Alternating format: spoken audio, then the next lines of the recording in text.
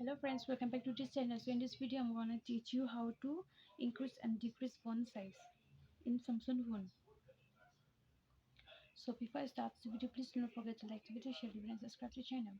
So without wasting time, let us start the video. So first of all, you have to go to this thing, you have to press the city. So you have to come down. You see your display, so you have to press this one. So you have to come down again. You see your font size and style, so you have to press this one. So what you need to do is you want to increase the font size, so you have to press this one.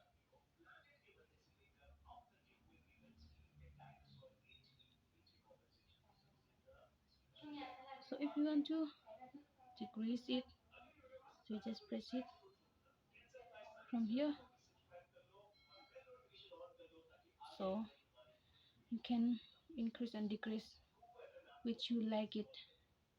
If you want to increase it, so you have to press this side. So if you want to decrease it, so you have to press this side. So it is done now. So before you leave this video, please do not forget to like the video, share the video and subscribe the channel. Thanks for watching.